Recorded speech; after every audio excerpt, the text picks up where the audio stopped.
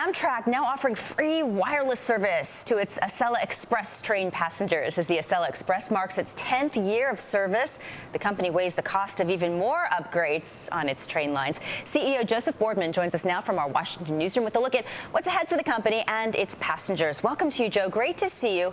So we have this disappointing jobs report, and I'm at first curious to see how this elevated level of unemployment is translating into passenger traffic for you at Amtrak. You have a front row seat, I mean literally, to what's going on in the economy. Share with us some of your observations. Well, you know, Lori, we've started picking up ridership as early as mid-February, and then, of course, with the Wi-Fi being added in March, we're seeing a lot of improvement in ridership. So for us, we're seeing a business improvement along the corridor. As a matter of fact, in May, we're up ridership about 10% on the Acela services on the Northeast Corridor, and our revenues are up about 15%. So we're seeing a recovery. Now, the Wi-Fi is great, definitely an incentive to ride Amtrak, but really, is there a disconnect here that you're seeing such an improvement? Your market share also is at a record, right? 65% for the air and rail. So what else is going on? That's correct. So, yeah, I think that what's going on is that we're improving customer service, but I also think we're seeing more business activity. I don't know that that translates into jobs in terms of the way that you guys are looking at it right now, but we think the kinds of things that are happening to us is positive for this economy, and we see a support from this administration being a key to that. Sir, might I ask what type of support specifically you are talking about from the White House? Well, the White House has a vision for not only high-speed rail, but improved rail services across this country. And they've put their money where their mouth is and providing the additional assistance under their ARA funds for us to make major improvements. We have almost 8 bridges in the Northeast Corridor that we're rebuilding at this point in time. We're making improvements in our electric system. As you know, the Northeast Corridor operates on all electric trains. Right. So there's an investment in infrastructure that's never been there before. Mr. Boardman, can you give our viewers a sense of how important that is? Because these infrastructure improvements are something that Amtrak has been seeking for a long time, but now you feel the time is right to really get in there and get this job done? Well, certainly, we've added about 100 units of cars to our fleet that weren't available in the past. We've been able to improve the transmission lines on the electric service across our entire system, 454 miles here in the Northeast Corridor.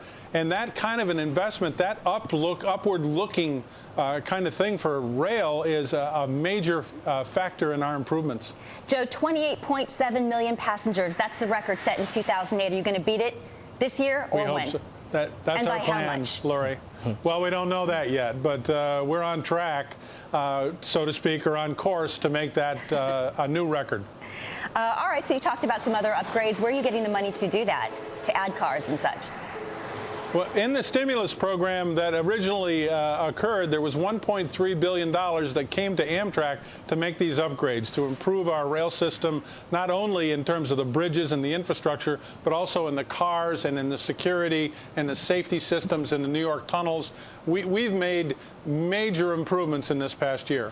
Mr. Boardman, right now the Acela Express between New York and Washington takes about 2.5 hours, 2 hours and 45 minutes. You want to get that down to about 2 hours and 15 minutes. How are you going to do that? One of the things that we just released in working with the 11 states of the Northeast is an infrastructure study, a master plan that will take us down to 2 hours and 15 minutes. We're at 2:45 right now with our Acela services, and by getting down there, what we'll have to do is make some major improvements in our catenary system on the south end between New York and Washington. And those are the overhead wires, correct? That's correct. Yeah. We would make improvements in the Baltimore tunnels and in rebuilding many pieces of the infrastructure along the line. So business, Joe, business is so great and you're growing. There's been some criticism, though, that your ticket prices are too high. Would you consider lowering those?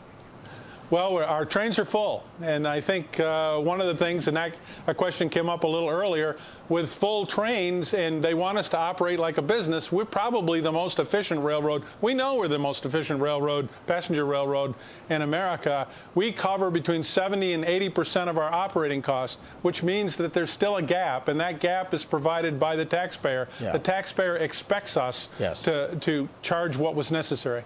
All right, Joe Boardman, the CEO of Amtrak. Gosh, Mark, I tried to challenge him a little bit, but it's good business he's got going on there. Yeah, very much so.